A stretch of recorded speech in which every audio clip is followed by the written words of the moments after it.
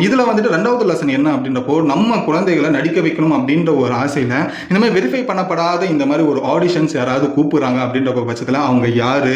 எந்த டிவி? அவங்களோட பேக்ரவுண்ட் என்ன? அப்படின்றது எதுவுமே வெரிஃபை பண்ணாம நம்ம குழந்தைகள அவங்கள நம்பி ஆடிஷனுக்கு அனுப்பணும் அப்படின்ற வச்சுங்க. இந்த மாரி தான் ஆடிஷன் ஒரு ட்ராப்பா முடியறதுக்கு வாய்ப்புகள் அதிகமா இருக்கு. உங்க குழந்தைய நடிக்க வைக்கணும் அப்படின்ற ஒரு ஆசை இருந்ததுன்னா, அது ப்ராப்பரான ஏகப்பட்ட வழிகள் இருக்கு. வெரிஃபை பண்ணி உங்களோட குழந்தைகள ஆடிஷன் பண்ணுங்க.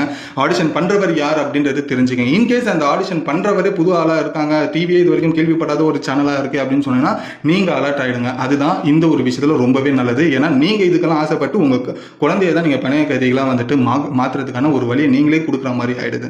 ஸோ இந்த ஒரு விஷயம் எல்லா பேரண்ட்ஸுக்குமே ஒரு லெசன் கொடுக்க வேண்டிய ஒரு சம்பவமா இன்னைக்கு மும்பைல மாறி இருக்கு. இந்த ஒரு இன்ஃபர்மேஷன் உங்களுக்கு யூஸ்ஃபுல்லா இருந்தா லைக் பண்ணிக்கங்க. உங்க மாதிரி சில ஆடிஷன் கண்டிப்பா ஒரு ட்ராப்பா மாறதுக்கும் வாய்ப்பு இருக்கு, ஸ்கேமா மாறதுக்கும் வாய்ப்பு இருக்கு. ஸோ இந்த மாதிரி ஒரு விஷயங்கள்லாம் மாட்டக்கூடாது அப்படின்னு நினைக்கிறேன். உங்க ஃப்ரெண்ட்ஸ் குரூப்லயும் உங்க ஃபேமிலி குரூப்லயுமே இந்த வீடியோவை ஷேர் பண்ணுங்க. நீங்க